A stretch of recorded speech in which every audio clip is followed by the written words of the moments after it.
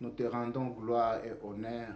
Merci, ô Dieu miséricordieux. Merci pour ta bonté qui couvre toute l'humanité.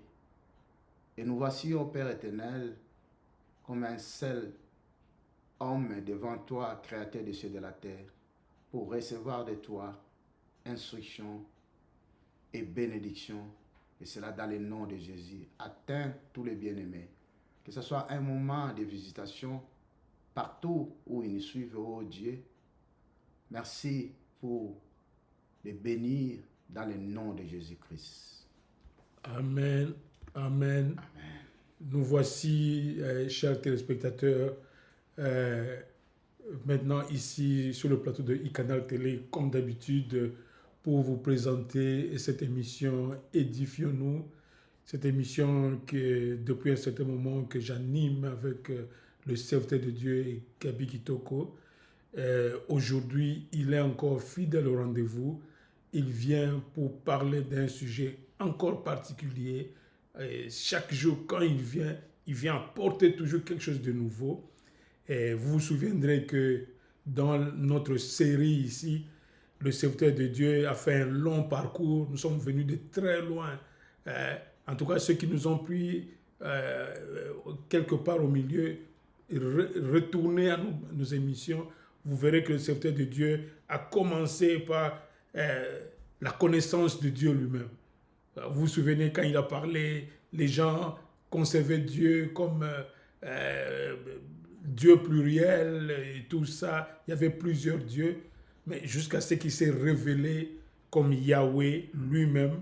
Et le serviteur de Dieu a été très éloquent et il s'est attardé sur ce plan-là pour démontrer comment nous sommes partis avec Dieu. Et puis après, il nous a montré comment ce Dieu-là, ce Dieu qui s'est identifié comme étant lui le créateur des cieux et de la terre, et c'est maintenant lui qui s'est incarné, il a pris chair, on l'a appelé Jésus sur la terre. Je parle sous votre contrôle, serviteur de Dieu. Et puis, le même Jésus qui, ayant accompli sa mission, à un moment donné, non, il devrait rentrer au Père et il est devenu le Saint-Esprit en nous. Parce que là, j'étais en train de voir ma caméra et tout ça. Le Saint-Esprit en nous, donc il habite en nous. Et maintenant, dans ce parcours, le serviteur de Dieu nous a amené encore à voir maintenant que quand vous avez reçu le Jésus dans votre vie, il y a le Christ qui est en nous. Et maintenant, il y a une façon de vivre. Il faut prier. C'est pourquoi le serviteur de Dieu nous a appris maintenant à prier, comment même aller au-delà, prier en langue. Et puis pour prier, il faut avoir la foi. Le serviteur de Dieu nous a encore amenés sur ce terrain. Il nous a même montré comment faire la méditation. Et c'est tout cela. Je ne sais pas si je parle à votre place, serviteur de Dieu. Et maintenant, vous dites, maintenant, un chrétien qui a accepté Christ, il commence une vie nouvelle. C'est pourquoi le titre de cette émission, Nouveauté de vie en Christ. Qu'est-ce que vous voulez dire par ce titre, serviteur de Dieu? Merci, bien-aimé Véron. Que Dieu vous bénisse pour ce résumé de tout ce que nous avons jusque-là échangé avec le peuple de Dieu. Et je ne peux que commencer à les saluer partout où vous êtes, partout où vous nous suivez.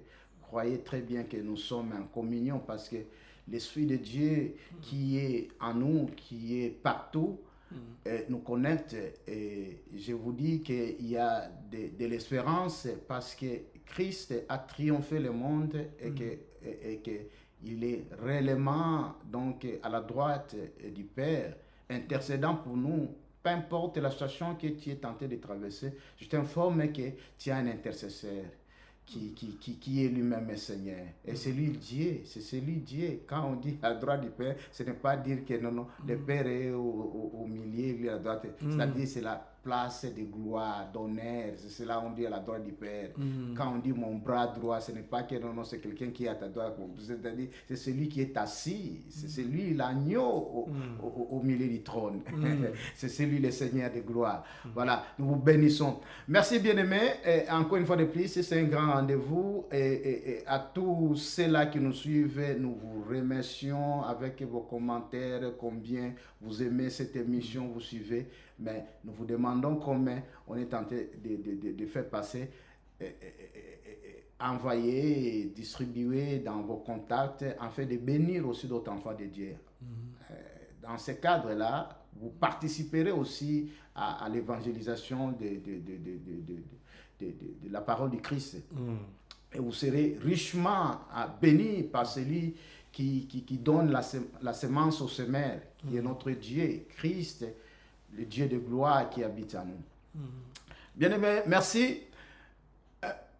La nouveauté de vie,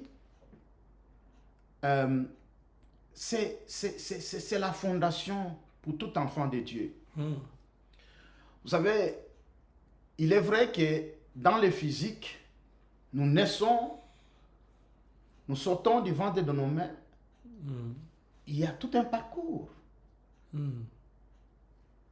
Vous êtes la même personne que vous étiez dans le ventre de votre maman, mais différemment en termes de raisonnement, en termes de comportement, en termes de discernement. Parce que vous avez fait un parcours. Mais quand vous étiez encore bébé là, votre mère peut voir toujours ce bébé là, mais vous n'êtes plus le même là. Parce que vous avez acquis, vous pouvez décider, vous pouvez faire tout ça. Et c'est aussi pareil sur le plan spirituel. Quand on est de nouveau, le Seigneur Jésus avait dit à Nicodème, dans Jean 3, le verset 5, il dit, naître de nouveau, ce n'est pas du sang et de la chair. Je crois que cette notion de la nouvelle naissance, mais ça veut dire quoi?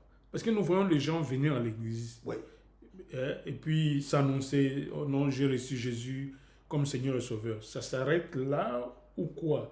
Parce que vous dites que bon, dès que vous avez fait la confession, chaque émission, vous faites ici à la fin de l'émission, vous dites chaque fois que bon, si vous avez reçu le Seigneur Jésus-Christ comme votre Seigneur et Sauveur, je vous appelle maintenant, vous êtes fils de Dieu et tout ça. Donc, c'est ça la nouvelle naissance où il y a un déclenchement, il y a un mécanisme pour naître de nouveau en Christ. C'est ça la nouvelle... Comment naît-on de nouveau en Christ? Ah, voilà. Merci pour cette question.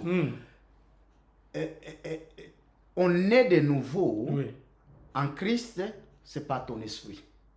Parce qu'il y a ton esprit, toi tu as un corps, ce que nous voyons ici. Le physique. Mais ton esprit n'est plus le même quand tu es en Christ que l'esprit que tu avais. Parce que ton esprit que tu es né avec, c'est l'esprit qui a péché. Et c'est l'esprit qui faisait que Dieu ne pouvait pas venir habiter en toi. Parce que quand nous disons Christ en nous, c'est-à-dire que Dieu ne peut pas habiter là où il y a le péché. Dieu ne peut pas habiter là où il y a le mal. Alors, et c'est ce que je disais quand le Seigneur disait à Nicodème, il dit, parce que vous êtes né du sang et de la chair, la nouvelle naissance, ça se fait au niveau de l'esprit. Et la Bible dit, vous devez naître de l'eau et de l'esprit. L'eau... Ce sont des notions compliquées, serviteur de Dieu. Oui, non, allez-y. Vous êtes un enseignant. Oui, allez-y. Vous êtes naître d'eau et d'esprit. Oui. C'est compliqué. Oui. C'est compliqué. Moi, je dois vous avouer que je ne comprends rien. Naître d'eau, c'est l'eau, le baptême des catholiques. Voilà. Il y a même les sacrements aussi le Saint de Pentecôte, où le Saint-Esprit descend sur... On ne comprend rien. Parce que nous sommes d'origine catholique, on est venu de là. Mais c'est comment on est d'eau et d'esprit. Exactement. Moi, je crois que c'est très capital. C'est très capital. Même si on n'a pas encore lu, j'aime souvent dire en lisant ce qui est écrit, pour que ça soit correct. Ouais. Prenons Jean 3 vite, du verset 5. Peut-être on n'a pas encore ce texte, on va arriver le texte quand on va parler de Tout à fait, tout à fait. Jésus, je lis dans le nom de Jésus, Jean chapitre 3, à partir du verset 5. Jésus répondit, en vérité, je te l'ai dit, il parlait à Nicodème, si un homme n'est né d'eau et d'esprit, il ne peut entrer dans le royaume de Dieu.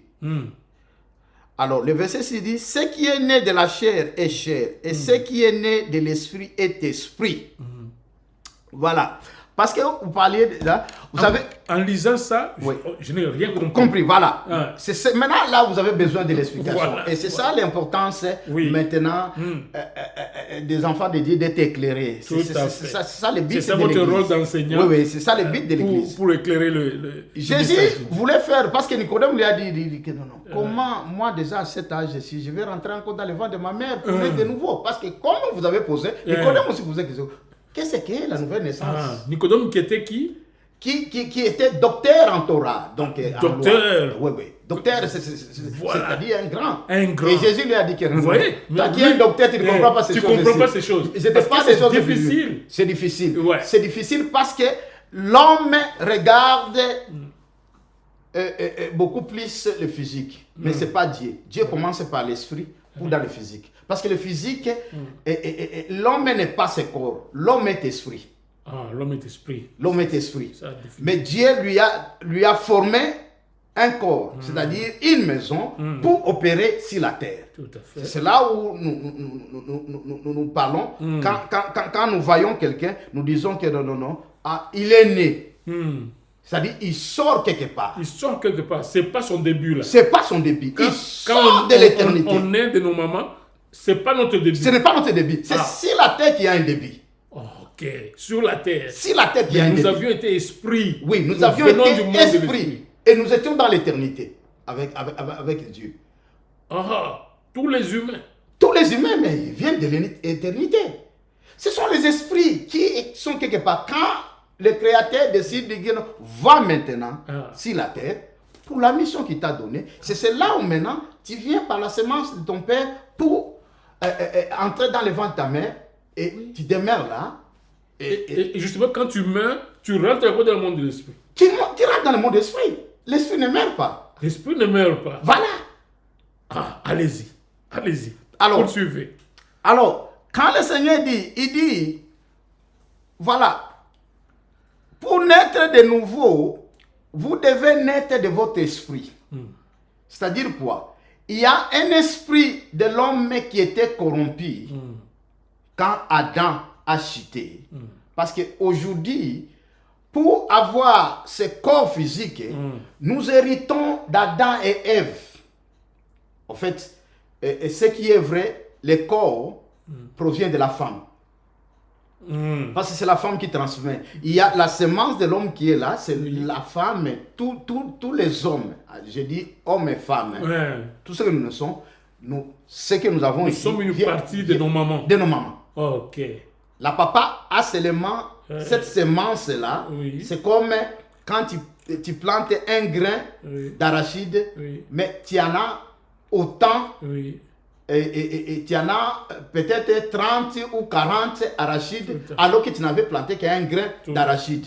Qu'est-ce qu'il fait? C'est lui qui multiplie ces grains d'arachide, c'est la terre, c'est notre mère. Pour dire que nous, hommes que nous voyons physiques, nous sommes partis. Notre peau, c'est la terre. C'est la terre. Donc, et c'est la maman qui est représentée sur le plan physique ici comme terre qui multiplie cette semence que l'homme a donnée. Alors, Jésus voulait montrer, il dit, voilà, naître, il dit, vous devez naître d'eau et d'esprit. C'est quoi précisément? D'eau et esprit. Voilà, il y a une complication et je sais que beaucoup de chrétiens, ils disent qu'il y a des choses. Non. Ici, c'est là où les gens doivent comprendre. Et j'aime bien la version de ce maire. Il dit, naître d'eau, c'est-à-dire de l'esprit. Expliquez-moi. C'est-à-dire, l'eau, c'est la parole de Dieu. Il dit, tu es né par la semence de ton père qui est le sang. C'est là où il y avait l'ADN qui t'a transmis. Mais dans la nouveauté, pour naître de nouveau en Dieu, c'est ton esprit, c'est-à-dire au travers de la parole de Dieu. C'est là où l'important est la confession. Quand nous confessons que Jésus est Seigneur, il dit que non, vous êtes maintenant sauvés, c'est-à-dire vous êtes nés de nouveau. C'est-à-dire que pour que l'Esprit de Dieu vienne encore être un avec toi, en communion avec toi, parce que la nouvelle naissance veut dire que toi et Dieu, vous devenez un. L'Esprit de Dieu vient maintenant en communion avec toi, vous devenez un. Okay. Alors, juste pas une déclaration que j'accepte Christ comme mon Seigneur et Sauveur. Oui. Et tu auras scellé une alliance aussi, exactement. aussi il dit, importante. Avant de faire ça, tu dois croire. C'est-à-dire que accepter. Tu dois croire réellement que ce qu'il a fait, qu'est-ce qu'il a fait? Il dit que non, c'est le Fils de Dieu qui est venu prendre ta place de pécheur. Dans son corps, Dieu a pris ta place de pécheur. Tu crois cela. Et non seulement s'arrêter là, Dieu l'a ressuscité des morts. C'est-à-dire que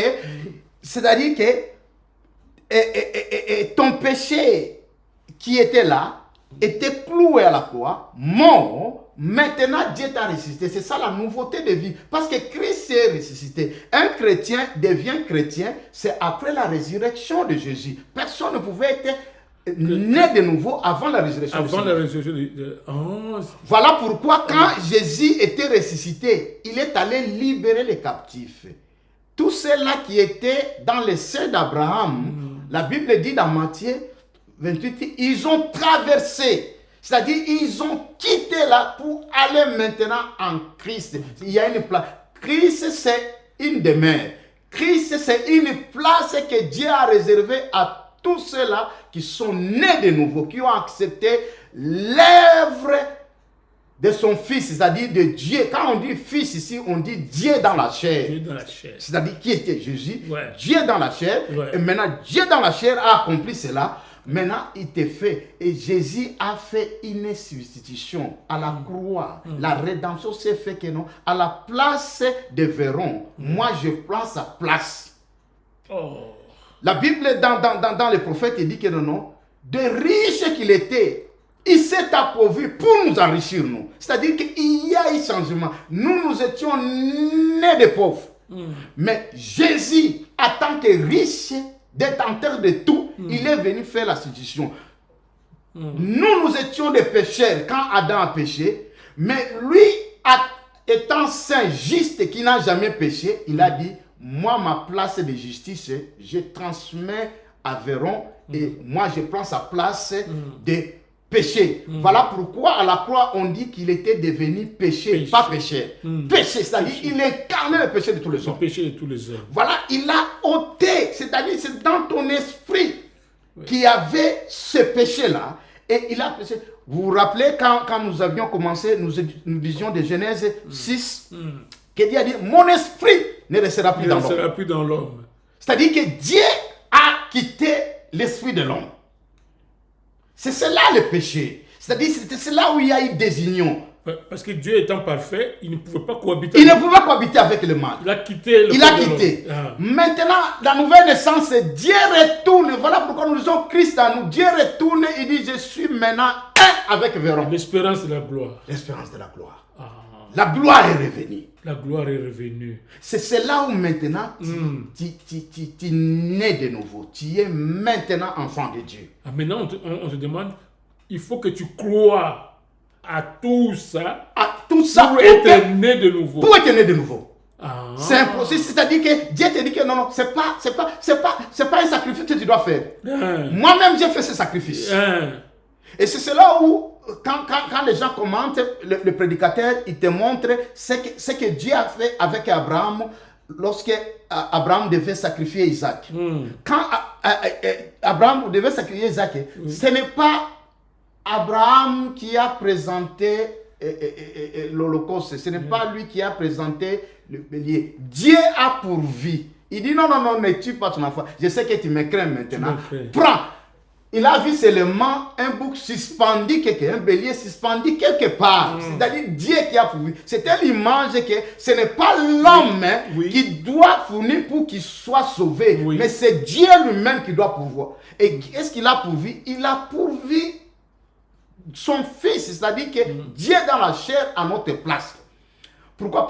Pourquoi Dieu devait prendre la chair? Je crois que beaucoup de chrétiens se sont posés. Il devait prendre la chair parce qu'il ne pouvait pas sauver. L'homme était péché quand il était dans la chair. Quand Adam, quand il était encore dans l'esprit, et Ève n'avait pas connu ce. Quand il était dans le corps, c'est là où ils étaient tentés par le serpent géant qui est Satan.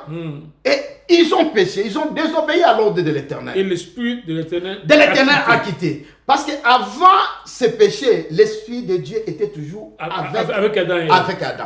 Et Ève. Maintenant, quand ils ont péché, ils ont quitté. Et ils étaient dans le corps. Alors, on ne peut pas sauver quelqu'un si c'est celui qui vient aussi dans le corps. Sinon, Dieu violerait la loi. Satan aura raison devant Dieu de dire que non, comment tu veux le sauver? Parce qu'il est Dieu. Il pouvait dire que dans le ciel, j'ai dit tout le péché de l'homme est pardonné. Non, il violerait sa loi parce que c'est déjà une loi. L'homme était dans le sang. Il faut avoir le corps. Il faut avoir le corps. Lui-même a pris le corps. Alors il dit, je dois prendre le corps. Parce que le sang de bouc du temps des Hébreux, des Israélites, ne pouvait pas sauver. Du temps des enfants d'Israël qui étaient dans la marche vers le Canaan. Les boucs et les sacrifices qu'ils faisaient pardonnaient seulement les péchés, mais ne pouvaient pas ôter les péchés de l'homme. Mais quand Jésus est allé à la croix, son sang qu'il a versé, on ne dit pas qu'il nous a pardonné le péché, on dit qu'il a remis le péché, c'est-à-dire la rémission du péché, c'est-à-dire il a ôté le péché. Alors quand toi tu crois à cette œuvre-là, tu confesses ça, tu crois et tu confesses à cela, tu as maintenant la substitution, il te donne cette place-là. C'est déjà disponible, il te dit, tu crois seulement. C'est même pas difficile. C'est pas difficile. C'est seulement l'incrédulité parfois. C'est ça, non, parce qu'on est dans les raisonnements. C'est comme si tu te posais la question, comment je suis né de nouveau? Je dis, c'est seulement, et l'eau c'est quoi? L'eau c'est l'esprit. Et certains disent, mais c'est qu'il n'y aura que des chrétiens qui seront sauvés, et les musulmans, et les bouddhistes, et tout ça. Non, mais parce que c'est Dieu qui a dit. Je sais que c'est un débat, les gens vont dire que non, les chrétiens se targuent de tout. De tout. Mais c'est Dieu qui a dit.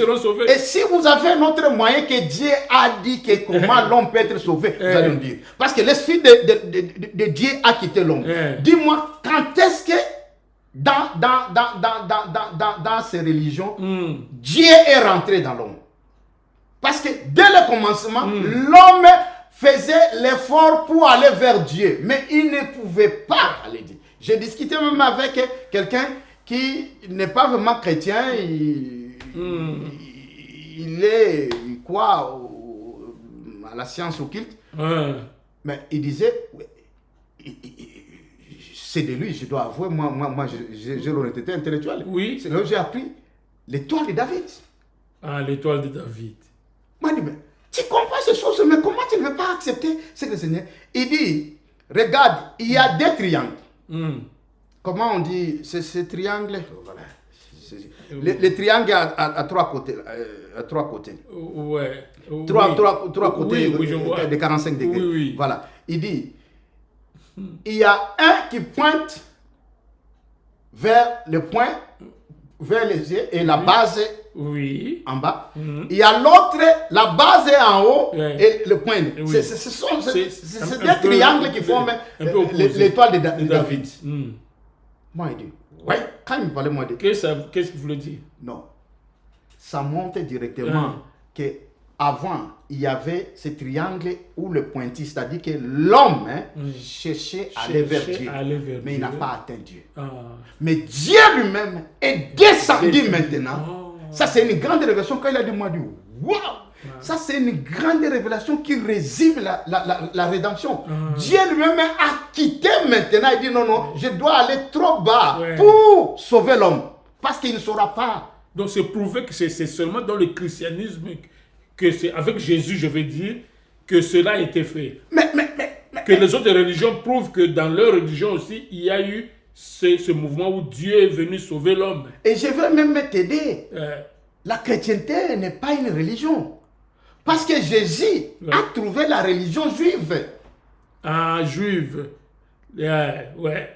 Il y a une religion, le judaïsme. Judaïsme est là. Mais Jésus n'était pas judaïque. Ah, il n'était pas dans le judaïsme.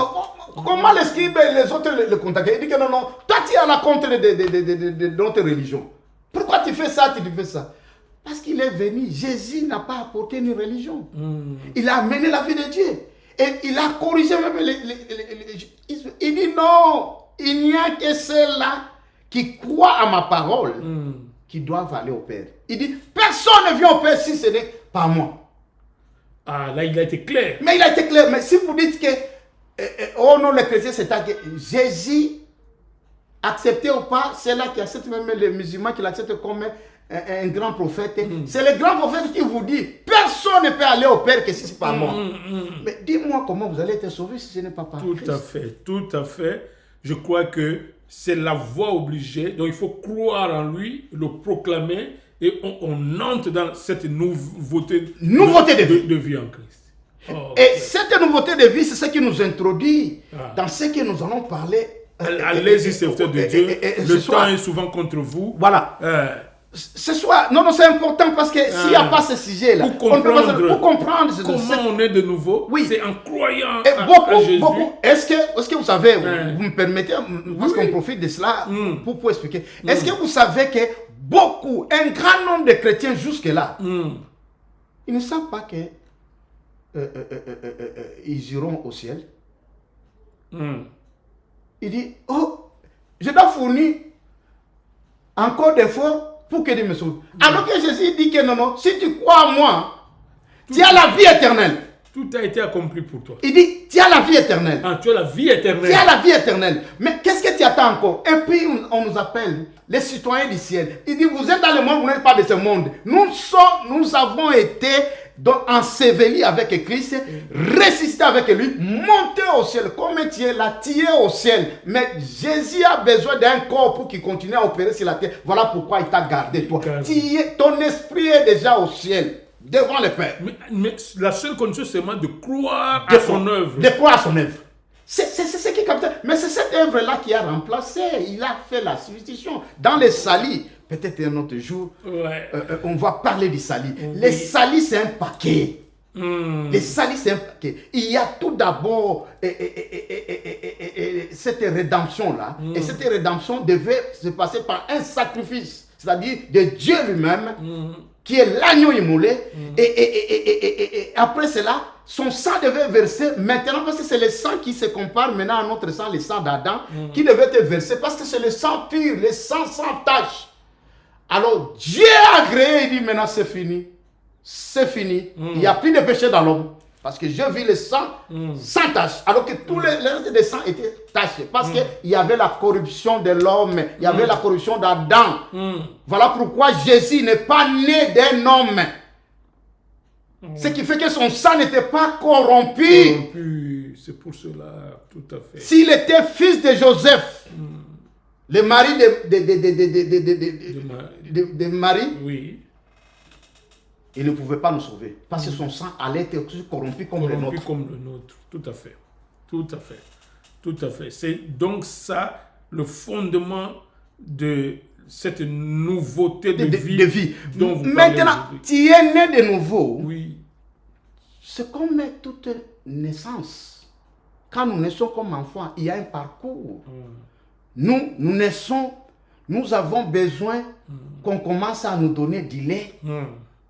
Et jusqu'à on prenne de la bouillie et on va consommer à un moment de la nourriture solide. Donc il y a un parcours dans cette nouvelle vie. Il y a un parcours quand tu nais de nouveau. Tu peux naître avec... C'est comme ceux-là qui sont nés de nouveau dans la maison de Corneille. Juste le jour de leur naissance, ils ont parlé en langue. La Bible nous confirme. Ok. Mais ce sont des bébés. Maintenant, Dieu dit que non, vous êtes nés avec les dons Saint-Esprit. Avec les dons de cet esprit. C'est là où nous avons parlé de langue et qu'on sort. Oui. Ce qu'on est, c'était comme ça. Directement. Les jours de la naissance, c'est ils ont explosé. Quand Pierre était en train seulement de parler de ces paroles-là, Corneille, hein, lui, était un homme du bien. Il faisait du bien aux gens. Il partageait, il donnait de l'aumône, de l'offrande, de libéralité aux Juifs. Il construisait même les synagogues. Mais Dieu a dit que non. Tu fais du bien, tu es un homme du bien. Mais le problème est que moi, je ne sais pas comment m'attacher à toi. Je ne sais pas être un avec toi. Parce que tu es dans le péché. Voilà pourquoi il a dit, va faire venir Simon, celui qu'on surnomme Pierre, il te dira ce qu'il vous fait. Et la mission de Pierre était de venir annoncer la bonne nouvelle à Corneille pour qu'il croie dans ces paroles-là. S'il faut croire. Et oui, il faut croire premièrement pour naître de nouveau. Même si soi-disant tu parles. Même si tu fais du bien. Même si tu fais du bien. Non. Là, il n'a pas parlé en langue après. Il a parlé en langue après, ça va écouter. En langue avant de croire. Ouais. Quand Pierre est venu, Pierre est venu maintenant, il lui a annoncé la bonne nouvelle. Il dit, Jésus, parce que avant que Pierre vienne, voilà, nous entendons, vous allez comprendre que nous n'avons pas commencé. C'est une fondation importante. Très importante. Ouais. Et ça aide parce que à tous ceux-là qui se demandent, mais qui sont les nouveaux, comment c'est compliqué. Comment ça se passe? On explique ici. Il a fallu que Pierre vienne. Et Pierre, avant qu'il vienne, il a eu une vision. Dans cette vision, il voyait des animaux impurs selon la loi juive. C'est-à-dire que les lézards et consorts, Dieu lui dit, prends cela, mange. Dans sa vision. Il dit éternel. Parce qu'il était dans la prière. Et directement, il est entré dans une vision. Le Seigneur l'a montré. Il avait faim, il devait manger. L'Éternel lui montre des lézards, les histoires. C'était des animaux impurs. Si vous allez dans Lévitique, ce sont des animaux impurs qui ne pouvaient pas. Et un juif ne pouvait pas consommer cela. Ou un Israélien n'a pas droit de consommer cela. Alors,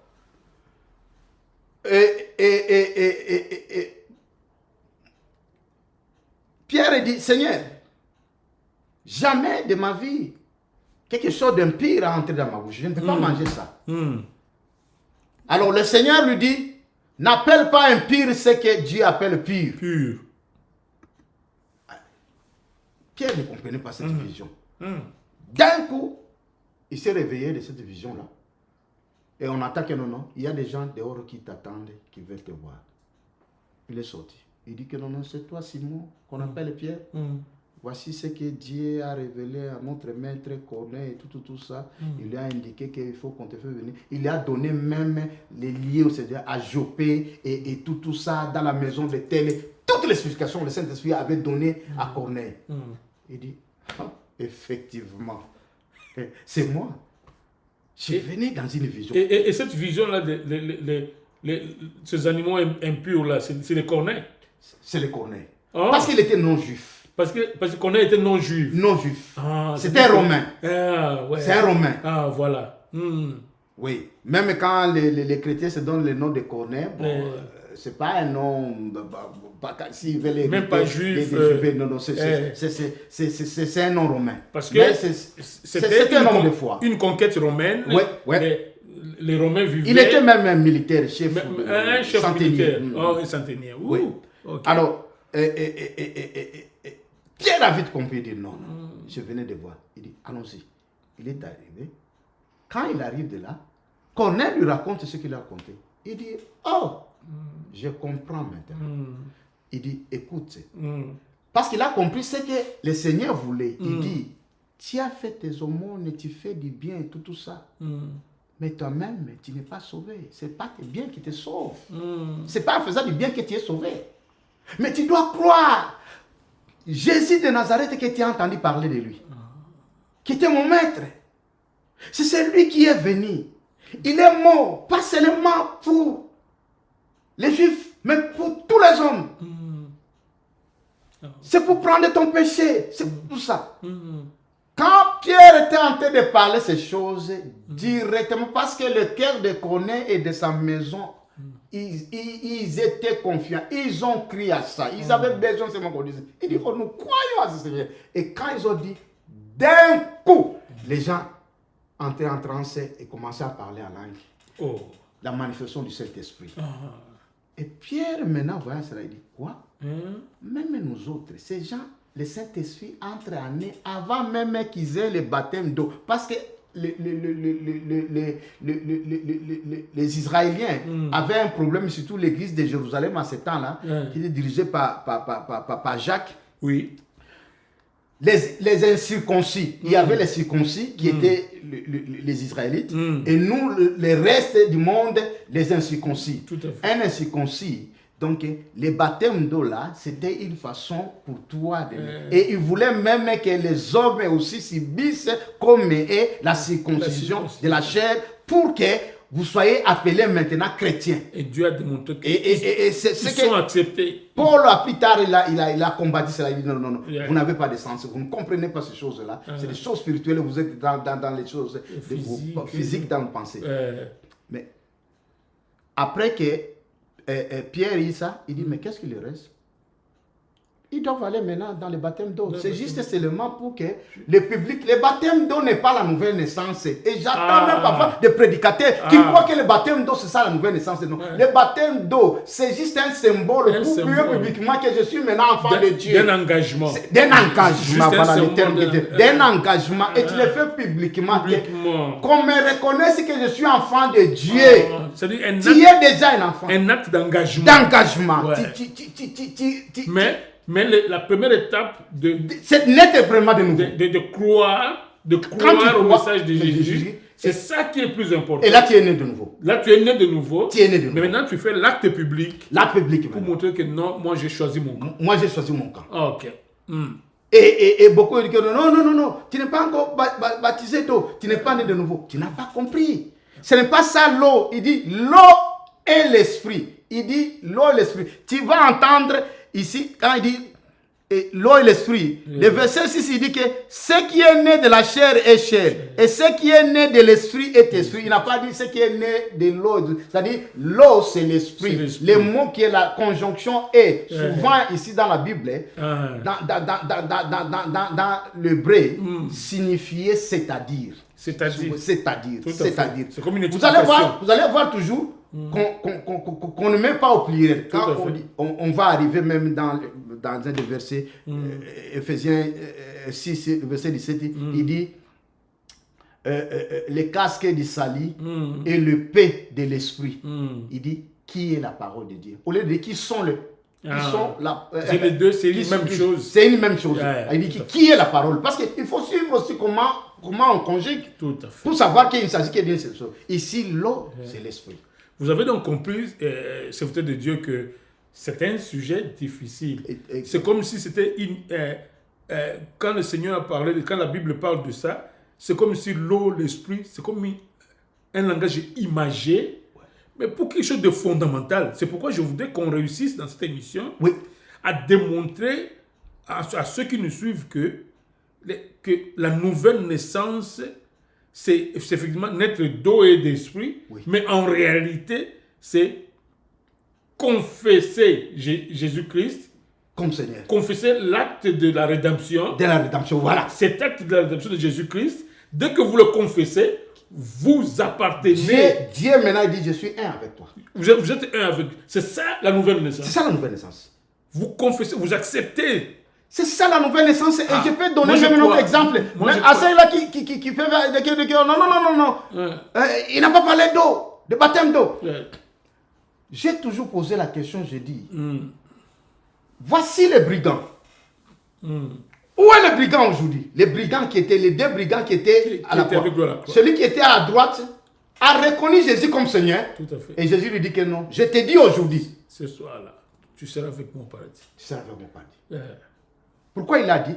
Est-ce que tu as vu là où cet homme est passé dans le baptême? Parce qu'il a fait une confession. Il a fait une confession, c'est-à-dire que Dieu dit que si tu reconnais seulement Jésus comme Seigneur, C'est ça. Les gens croient que c'est tellement facile et que les gens croient que, oh, comment ça peut être ça fait que la vie éternelle. Oh non, il n'a pas fourni, il n'a pas régné. Voilà pourquoi il y a d'autres gens dans d'autres religions qui disent que non, le péché n'a jamais été ôté. Si le péché est ôté, comment nous continuons à souffrir et de continuer à...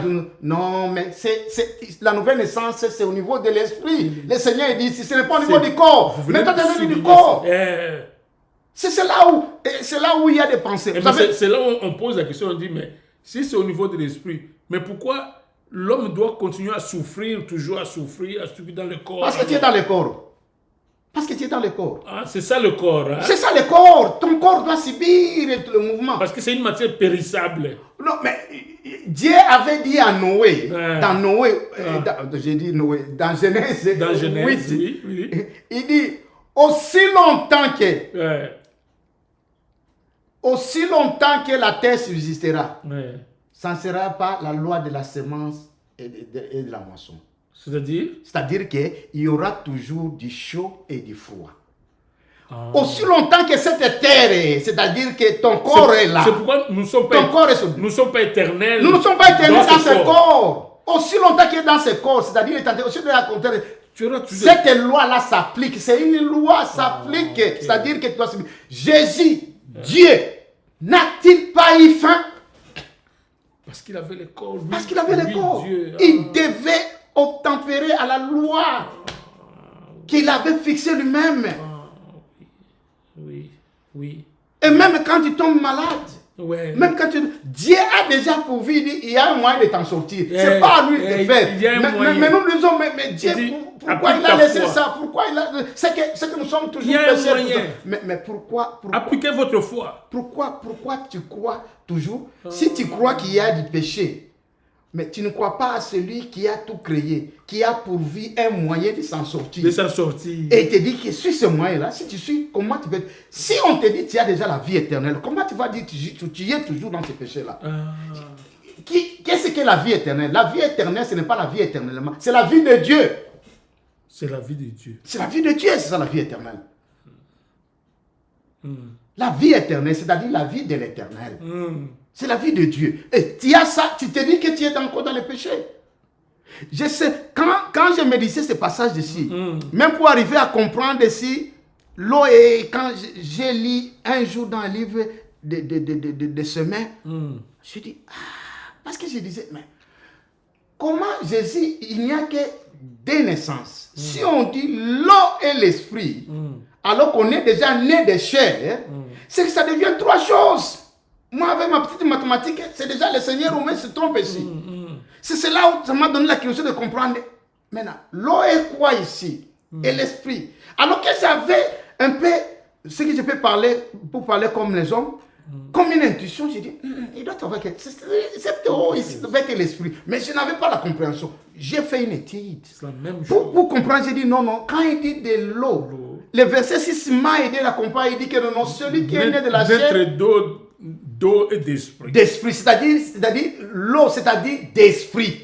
L'eau là représente l'esprit. C'est-à-dire que, quand vous dites nouvelle naissance, nous sommes nés en esprit. En esprit. Ce n'est pas une affaire du corps. Ce n'est pas une affaire du corps. Donc le corps peut subir tout ce qu'il peut subir, ça ce n'est pas. Voilà pourquoi Jésus dit que non. C'est pourquoi vous avez dit dans une des émissions que celui qui est né de nouveau ne pêche plus. Ne pêche plus. Parce que le corps, parce que lui, il est né en esprit. En esprit. Il est sauvé en esprit. Merci, parce que vous avez compris. Il y a beaucoup de chrétiens ne comprennent pas. Oh non. Tout ce que le corps fait, ça n'entre plus dans le salut. J'attends les chrétiens qui disent que, oh non, l'enfer t'entend. Moi, je dis, l'enfer attend qui? Un chrétien. Un chrétien. Oh non, moi j'irai devant l'éternel et dire que non, éternel, ton jugement n'a pas été correct ici. Tu m'as dit que si je crois en toi, je reçois la vie éternelle. Mais quel est le jour où tu as enlevé la vie éternelle à moi pour que moi je me retrouve péché? On dit, oh non, alors, donc c'est tout le monde, mais il y a des chrétiens. Non, si tu abandonnes la foi, si tu abandonnes la foi. Si tu abandonnes la foi et tu commences ta vie. C'est-à-dire, c'est là où tu blasphèmes contre le Saint-Esprit. Mais qu'est-ce qui te reste? Le Saint-Esprit te quitte. Ok. Tu ne reconnais plus Jésus comme ton Seigneur. Qu'est-ce que le Saint-Esprit a comme place? C'est qu'on n'a pas à prendre les chrétiens, hein, ça dit que avoir beaucoup de rigueur dans la vie de chaque jour des chrétiens. C'est là où la sagesse de la Bible dit, qui es-tu toi pour juger un serviteur d'un autre? Tu ne connais pas sa relation avec Dieu. Et les gens ont toujours cru que c'est pour les serviteurs, c'est là qui prêchent et tout ça. Non, tout chrétien. Tout naît de nouveau. Tout naît de nouveau, voilà, j'aime. Tout naît de nouveau. Faites attention, il tombe, il dit que et 7 fois il tombe là, 7 fois l'Éternel est révérend. C'est ça le juste. C'est ça le juste. Dieu l'appelle juste. Et toi tu viens l'appeler quoi? Injuste. Et puis il dit, le juste vivra par la Oh! foi. Il dit, la seule nourriture que j'attends de lui, c'est la foi. Ce n'est pas, il a fait ça, il a fait ça. Non. S'il vient vers moi avec sa foi, je la glisse. Il a été à côté, il dit, oh Seigneur, je me suis retrouvé, il dit que non, mon fils petit, viens dans mes bras. Il le voit en termes de foi. En termes de foi. Il dit, oh non. Là, tu es descendu bas dans ta foi. Oh non, Seigneur, c'est pas ma place. Il dit, oh, monte. Non, pas un chrétien que Dieu l'attend avec un fouet. Ouais, je te frappe, allez, tu quittes ma maison. Mais c'est quel Dieu vous parlez? Mais beaucoup d'églises, malheureusement, utilisent ça, la rigueur. Oh non, on regarde la vie. Oh, il ne faut pas porter, les femmes ne peuvent pas porter les pantalons. Dans l'église, l'accoutrement et tout ça. Non, mais vous entrez. Vous entrez dans le superficiel. Dieu. Donc, vous, c'est comme si vous prêchiez un évangile de libre licence. Non, mais Jésus portait une robe. Donc, il était une femme. mais c'est non, mais ça veut dire que votre évangile, essayez de préciser, c'est comme si vous laissez libre champ. Non, je les laisse libre champ. Je les amène. Comportez-vous comme vous voulez, mais non, je les amène dans la parole. Non, je les amène dans la parole. Non, il y a des disciplines, parce qu'il y a des conséquences. Quelqu'un peut me dire que, comme l'apôtre Paul, moi je suis descendant de Paul. Paul était taxé comme quelqu'un qui laissait libre parce qu'il y a la grâce. Non, il dit que non. Parce que j'ai été sauvé par la grâce de Dieu au moyen de la foi. Dois-je pécher? Il dit, ouais, je ne dis pas à un chrétien de pécher parce que ton corps peut subir la mort. Tu peux quitter cette terre avant le temps. Parce que c'est ton corps qui va subir tout ce que tu fais en tant que né de nouveau. Je lis dans la Bible, dans 1 Corinthiens chapitre 5, un homme qui est allé, un chrétien, je ne vais pas bien dire, un chrétien, homme, qui est allé avec la femme de son père. Il a commis une abomination. Paul, qu'est-ce qu'il a dit? Il a dit, je l'ai livré à Satan pour que son corps périsse et que son âme aille à Dieu. Ah, ok. C'est-à-dire que ce que tu fais en tant que chrétien, et là je dis à tous les chrétiens, ne dis pas, non, nous pouvons faire tout le mal que nous voulons, parce que nous sommes enfants de Dieu, mais tu vas précipiter même ton départ sur cette terre. C'est ce que même les gens n'ont jamais compris. Quand Paul parle de la Sainte Seine, du mystère de la Sainte Seine dans 1 Corinthiens 11, il parle, voilà pourquoi il y a beaucoup de maladies parmi vous. Il parlait aux chrétiens, il ne parlait pas des... C'est-à-dire que les maladies peuvent trouver, quand tu désobéis à la loi de Dieu, ton corps subit. Satan dit non, laisse-moi que je frappe. Je sais que tu as ton esprit, laisse-moi que je frappe. Comme ça, il risque même peut-être de te désavouer. Mais quand Satan te frappe maintenant, toi, tu vas encore vers Dieu avec ta foi. Avec ta foi, maintenant tu règles cette histoire. Dieu dit que non, tu peux régler. Tu règles cette histoire de corps.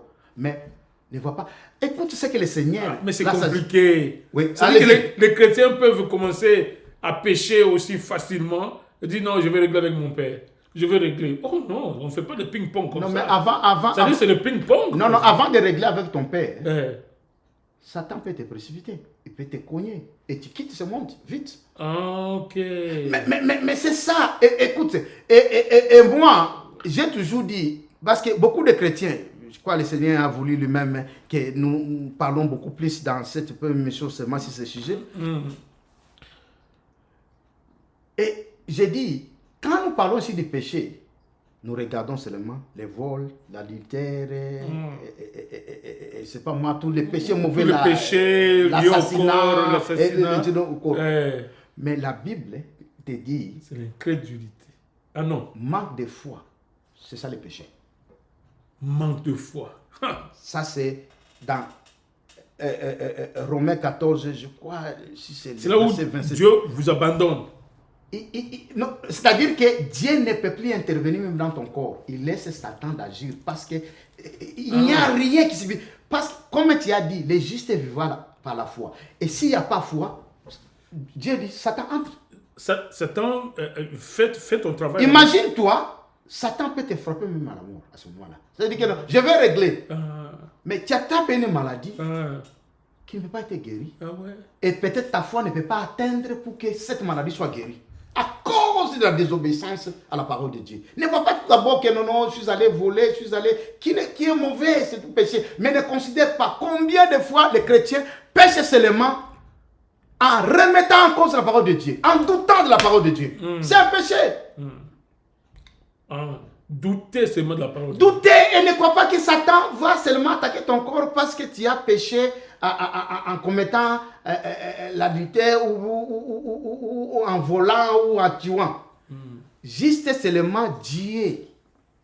Regarde le péché que nous avons subi parce que notre arrière-premier père, Adam, a désobéi à l'ordre de Dieu. Dieu a dit ne mangez pas, ils ont mangé. C'est ça le péché qui nous a jusque-là. Alors, bon, il y a beaucoup de gens maintenant qui viennent avec l'explication. Non, c'était peut-être la fornification ou je ne sais pas là où ils ramassent. Alors que la Bible, toutes ces théories-là, est quand même claire. Ils ont dit de manger le fruit. Oui. Oh non, bon, ils viennent avec une théorie. Je ne suis pas là-dedans, mais moi je crois à ce que la parole de Dieu dit. Tout à fait. Mais c'est déjà un péché. Et cela, c'est ce qui a introduit toutes les maladies dans le corps. Avant, Adam ne pouvait pas avoir de maladies, il ne pouvait avoir de souffrances. Tout ce qu'Adam voulait, il l'avait. Oui. Et Dieu a dit, mais à cause de toi, la terre est maudite. Parce que les gens crient que c'est Adam que Dieu avait maudit. Dieu a dit qu'à cause de ce que tu as fait, la terre qui est maudite. La terre, c'est notre corps. Maintenant, la terre qui est maudite ne peut plus, la malédiction veut dire que ça te résiste, ça ne peut plus obéir à ce que tu disais. C'est ça l'explication de mon malédiction. Les gens disent que non, malédiction c'est peut-être un mauvais sort. Non, la malédiction, quand on dit que non, tu es maudit, c'est-à-dire que par rapport à cette histoire, tout ce que tu peux donner en ordre, ça ne peut plus obéir. Ça ne peut plus obéir. Alors, quand tu vas maintenant rentrer, tu dois monter dans une autre dimension de foi pour maintenant contrôler cela. Tout à fait. N'a-t-il déjà vu des serviteurs mourir avec des maladies?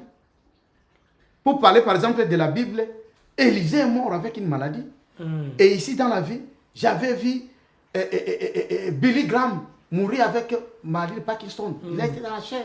C'est un grand serviteur. Bon, quelqu'un peut dire que non, c'est un homme pied et tout ça. Peut-être il n'a pas fait la litère, peut-être il n'a pas calomnié, il n'a pas tout ça. Mais il a douté seulement des paroles. Et Satan a dit que non, je frappe à Kingston. Et je veux voir si sa foi va monter au niveau. Donc ça signifie que de résister. Les chrétiens tout péché t'entraîne à quelque chose. Et même cette même maladie, les grands hommes de Dieu, un autre modèle que j'ai toujours imité, Dr. Yonggi Cho, a eu Parkinson, mais sa foi a été grande que la foi de Bill Graham. Il n'est pas mort dans la chaise roulante. Il a marché, Parkinson a quitté. Quitté. Alors, tu vas te comparer. Parce que l'autre avait peut-être... Alors que lui guérissait tu vois que non, peut-être ça, c'est ma voix de partie maintenant le Seigneur. Il y a eu un doute. Et là, Dieu dit, non, Dieu est content quand quelqu'un exerce sa foi. Exerce sa foi. Parce que c'est toi qui as abandonné cette foi. Et Satan est venu te dire que ta foi doit monter. Et c'est ce qu'il avait dit au docteur Yonggi Cho. Il dit, comme tu as toujours... Yonggi Cho est allé comme Paul. Il dit que non, Seigneur, guéris-moi de ce Parkinson. Je ne peux pas rester dans la chaise roulante avant que je ne meure. Il dit, comme tu as toujours guéri les gens, tu as toujours résisté. Guéris toi-même. Ce n'est pas l'affaire de Dieu, c'est l'affaire de l'homme. C'est-à-dire que ta foi doit monter au niveau de répondre à ce piège qu'a attendu Satan. Alors, si toi tu attends dit que non, je vais régler avec Dieu, mais cette histoire peut t'emporter. Cette histoire peut t'emporter. C'est là où le chrétien doit veiller, doit s'examiner, il doit éviter. Et n'attendez pas seulement que non, moi je ne vole pas, moi je ne sors pas avec les femmes d'autrui, je ne sors pas avec les hommes d'autrui et tout ça. Mais combien de fois tu as toujours douté la parole de Dieu? C'est ça qui est capital. C'est ce qui est capital. Et Dieu trouvait ça, c'est très dangereux. C'est abominable. Écoute-moi. Ouais. Le grand Moïse, un homme incomparable. Qui n'est pas entré à Cana. Il n'est pas entré à Cana. Parce qu'il est sorti avec la femme d'autrui? Non. Parce qu'il a volé? Non. Parce qu'il a désobéi, c'est mal de Dieu. Désobéi à la parole. Il dit, frappe une fois, il frappe Une deux fois, j'ai parlé avec le Saint-Esprit. Ouais. Non. Comment le Père a frappé une petite erreur? Une petite erreur. Et le Saint-Esprit ne m'a pas répondu à cette question. Et j'ai eu la réponse quand le grand homme de Dieu, Christ Yakilome, a parlé. Il dit, savez-vous pourquoi Moïse et Dieu étaient en colère contre lui? Il m'a dit, oh, ce qu'il est d'apprendre, mais qu'est-ce qu'il a fait? C'est une erreur qui arrive à... Il dit, écoute ce qu'il dit, Paul. Il dit, le rocher qui faisait sortir de l'eau, c'est Christ. Alors que dans le plan de Dieu, Christ devait être flagellé seulement une seule fois. Alors que Moïse l'a flagellé 2 fois. Mais il ne savait pas. Il dit, il ne savait pas. Il m'a dit, il ne savait pas, mais pour Dieu, ce n'est pas le problème de savoir, c'est le problème de ce qu'il t'a dit. Parce qu'il a dit que non. C'était des actions prophétiques. Prophétiques. Tout ce que tu as à obéir, c'est ça la foi à ce que Dieu a dit. Si tu te dis de ne pas frapper, parle, toi tu parles. Ne cherche pas à dire que non. Alors, c'est ça la leçon. Quand tu comprends que... Parce que Jésus devait seulement être fouetté une fois quand il devait monter à la croix. Tout à fait. Pas 2 fois. Alors, voilà pourquoi il a dit que maintenant, ce n'est plus dans le cadre de le fouetter. Maintenant, pour qu'il te donne tout ce qu'il te donne, tout ce qu'il lui reste, c'est de parler seulement. Quand tu parles, Christ fait. Des déclarations. Tu déclares. Tu déclares seulement. Et c'est là où je dis à tous les chrétiens, j'ai profité de cette émission. Allez-y, c'est peut-être une façon de conclure cette émission. Voilà. Vous n'avez pas besoin de faire des grimaces. Vous n'avez pas besoin de faire des sacrifices pour que Dieu fasse. Dieu avait tout accompli. Il a tout pourvu. Écoutez, dans 2 Corinthiens, chapitre 1, verset 20, on dit que c'est en Christ toutes les promesses que l'homme pouvait entendre de Dieu. Dieu l'a accompli en Christ. Il dit c'est en Christ où il y a le oui. Et nous disons l'amen. J'attends les chrétiens qui disent que non.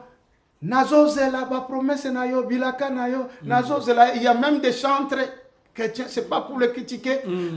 Vous désorientez les gens, ne chantez pas ça. Toutes les promesses, Dieu n'a aucune promesse à accomplir à un chrétien. Il avait déjà accompli en Christ. C'est à toi de prendre. À toi de prendre. Voilà pourquoi on parle maintenant. On ne parle pas aller fouetter. On ne parle pas aller se donner le coup au mur. Non. Il parle seulement et tu auras la chose. C'est l'instruction que Dieu déjà nous enseigne du temps de Moïse. Il dit que non. Tout ce qui vous restera pour le reste du temps. Après déjà sa crucifixion. Tout ce qui vous restera, ce serait seulement de parler. Tout ce que tu as besoin, tu n'as pas, oh non, vous savez, je dois faire des sacrifices. J'ai dit non, les sacrifices, c'est juste un signe extérieur de dire, comme le baptême d'eau, pour dire que non, j'ai tout en Christ. Je partage aussi avec nous. Les sacrifices, ce n'est pas les sacrifices que Dieu te donne. J'attends même dans l'église, les gens disent que non, tu dois faire un sacrifice pour que Dieu soit content, pour qu'il te bénisse. Je dis, oh non! Il faut s'aimer. Non, Dieu t'avait déjà béni avant que toi tu ne s'aimes. C'est celui qui donne la semence aux semeurs. Tout ce qu'il attend de toi, c'est cet acte de reconnaissance que tu dis, je partage avec les autres ce que Dieu m'a donné. Je contribue à son œuvre. Parce que ce n'est pas que Dieu attend que tu fasses ça pour qu'il te bénisse. C'est faux et archi faux, ce n'est pas biblique. Nous devons enseigner, ce n'est pas biblique. Mais tu dois faire. Quelqu'un dit que non, donc nous n'avons pas besoin. Tu dois faire si tu veux aller très loin. Parce que cet acte-là, tu ne sais pas combien de gens vont faire une action de grâce à ton sujet. C'est ce que l'apôtre Paul parle dans 2 Corinthiens chapitre 9. Il dit, quand vous donnez vos libéralités, quand vous contribuez à l'œuvre de Dieu, il dit, tous les enfants de Dieu, c'est-à-dire, commençant par les ministres, les serviteurs de Dieu, ils vont prier à ton sujet parce que tu as contribué à Dieu. Il y a une abondance, une richesse extrême. Tu auras maintenant au centime à cause de leur action de grâce. Ils remercient Dieu à cause de ce que tu as fait. Oui. Mais en quelques mots, serviteur de Dieu, parce que là, vous êtes en train de vraiment de terminer l'émission. En quelques mots, naître de nouveau. Dites encore quelque chose. Je repose la même question. C'est quoi naître? Je n'ai jamais fait une émission avec un thème aussi difficile. Difficile, oui. J'avoue que ce thème d'aujourd'hui, naître de nouveau, essayez de vous résumer pour que les gens comprennent que c'est en faisant ceci que je suis dans l'esprit. Vous dites que naître de nouveau, c'est dans l'esprit. Ce n'est pas dans le corps. Alors, d'où il faut commencer une vie dans l'esprit. Donc, ça signifie que le chrétien commence, quand il accepte Christ comme Seigneur et Sauveur, il commence une vie en esprit. En esprit, exactement. Et ce n'est pas moi qui l'ai dit. Comme je l'ai lu. Jean chapitre 3, verset 5, il dit, en vérité, quand Jésus disait en vérité, cette histoire, il dit que pour naître de nouveau, tu dois naître d'eau et d'esprit, c'est-à-dire d'esprit. Vous l'avez dit. Donc, c'est comme ça. Naître de nouveau, c'est ce que nous avons dit. Et maintenant, le processus, là, le Seigneur ne t'a pas montré comment le processus. Le processus, c'est de croire premièrement à l'œuvre qu'il a fait. Croire. Et puis, de le confesser comme Seigneur, c'est-à-dire pour qu'il vienne maintenant habiter comme ta tête, et tu es né de nouveau. Et après, maintenant, le reste, comme vous avez dit, il faut maintenant que la personne se laisse enseigner. Mais maintenant, c'est la partie que nous allons revenir à notre émission prochaine, que nous allons maintenant expliquer. Parce que tu es né de nouveau. C'est là où nous avons dit, quand nous naissons de nouveau de nos mamans, nous avons besoin de lait. Que ce soit le lait maternel ou le lait ici, nous avons besoin pour notre croissance. Parce que tu dois aussi croître spirituellement. Il faut croître. C'est ça. Parce qu'on est sauvé. Oui. On a la vie éternelle. Oui. Qu'est-ce qu'on doit encore apprendre? Maintenant, tu dois croître pour que tu fonctionnes. Pour connaître mieux la parole. Oui, pour que tu fonctionnes. Tu es encore sur la terre. Tu es citoyen céleste, mais opérant sur la terre. Mais tu dois comprendre le mécanisme. Comme la Bible dit. Il dit, aussi longtemps qu'un héritier se comporte comme un enfant, il ne dit rien à un esclave. Pourquoi? Et moi, j'ai toujours utilisé, j'ai dit, regarde si on t'a laissé un testament. Et la parole de Dieu, c'est que Jésus nous a laissé, si le Seigneur nous a laissé, c'est un testament. Il appelle un testament. Voilà pourquoi la Bible appelait Ancien Testament et Nouveau Testament. Et j'ai toujours dit, quand il y a un nouveau, vous laissez d'abord l'ancien là à côté. Vous pouvez vous référer pour quelque chose. Ça n'a rien à faire. Parce que nous avons un Nouveau Testament.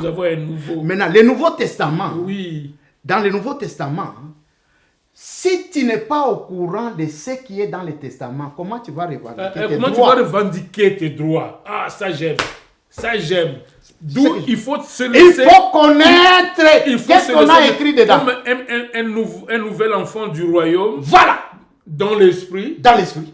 Allez-y comprendre la vie de ce royaume. Quels sont mes droits? Quelles sont mes prérogatives? Comment je dois agir?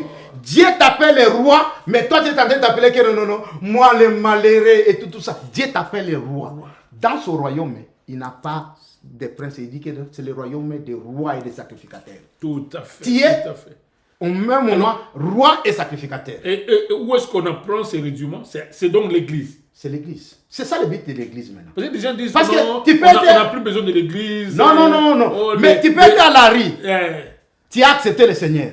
Ou comme les gens qui nous suivent, peut-être il m'a suivi ici à la télé, il accepte le Seigneur. Vous êtes en Angleterre, mais eux ils sont au Congo ou en Angola. En Angola. Ils doivent aller quelque part pour se faire enseigner. Ou en Côte d'Ivoire. Mais ils doivent se nourrir. Comment ils vont croître? Ils ne vont pas croître. Ils vont rester enfants jusqu'à ce qu'ils aillent au Seigneur.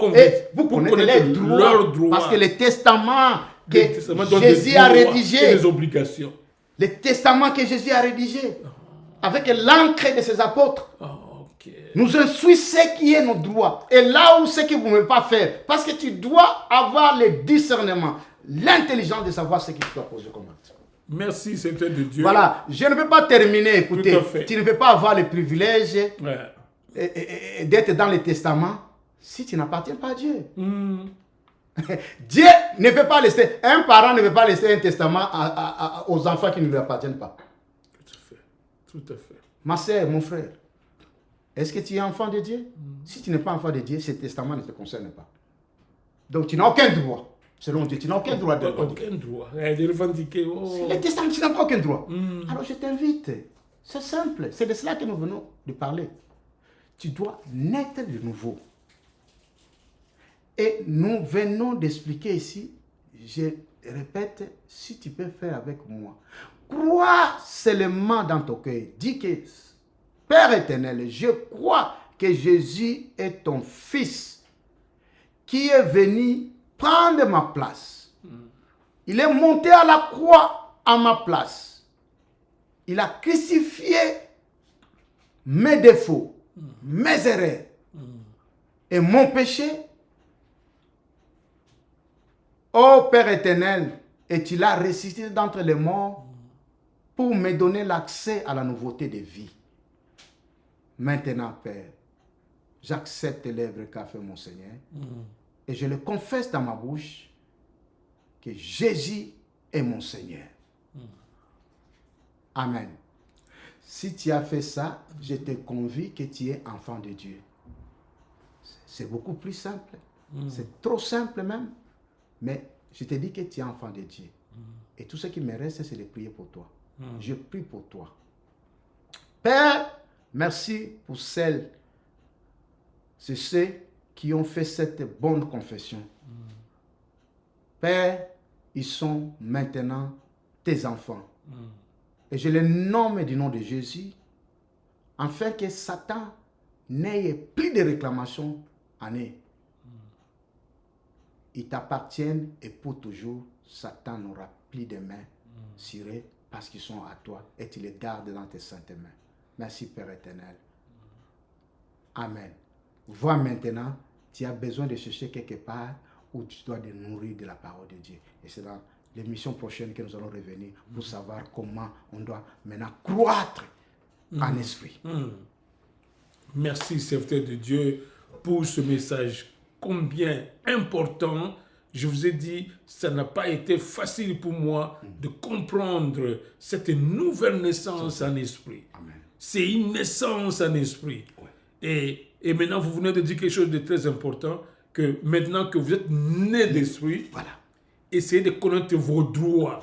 C'est un héritage que Jésus a laissé. Ah, exactement. Et il faut maintenant connaître le... J'aime ton résumé. Merci. J'aime ton résumé.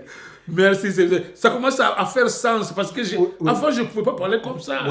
Maintenant, j'ai compris que c'est une naissance. On a une connaissance qu'on peut... Oui, comme nous naissons ici physiquement de nos mères, mais il faut naître d'esprit. Et en naissant d'esprit, mais il faut maintenant s'accrocher à la parole et commencer une marche. Parce que Jésus a laissé tout un testament. On spécifie pour être agréable à lui. Comment il faut être pour que lui agisse en toi. Comment il faut être. La foi, c'est quoi? Voilà là où ça devient compliqué. Parce que non. J'utilise un style de ne pas te faire peur. Tout à fait. Mais quand tu te règles, c'est trop facile. Jésus a dit que non, c'est pas toi. Moi, j'ai tout accompli. Toi, entre seulement. Et là, c'est le travail. Possède ce qui c'est le travail de l'église locale. C'est le travail de l'église locale. Et l'église locale, c'est important que chaque chrétien ait une église locale. Mais où est-ce que tu vas trouver cette parole? Non, parce que les gens s'amusent, ils entrent ici. Peut-être vous parlerez de l'église locale un jour. l'importance de l'église locale. Oui, mais... Parce que votre mentor Paul en a beaucoup parlé. Oui, mais notez, Voilà. c'est l'histoire. Quand vous me rappelez, donc les bien-aimés, et là nous L'église, profitons à tous ceux-là qui nous l'importance de l'église suivent. locale. Si vous mettez les commentaires, même dans les YouTube, Oui. par rapport au sujet que vous voulez comprendre, parfois peut-être compliqué. Dis, serviteur, est-ce que vous pouvez nous parler un peu de ça? De ça, nous allons retourner. Tout à fait, tout à fait. Merci beaucoup, vous qui nous avez suivis. Nous sommes arrivés, comme vous constatez, à la fin de cette émission.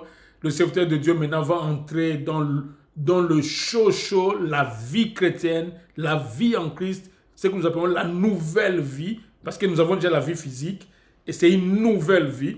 Et en tout cas, ça c'est à notre prochaine émission. Et nous allons donc nous retrouver. Merci, serviteur de Dieu. Non, c'est moi qui vous remercie. Tout à fait. Tout le public, et tous les téléspectateurs de Canal Télé. Tout à fait. Et en tout cas, à vous, on se retrouve la fois prochaine. Même chaîne, même fréquence. Merci et à très bientôt.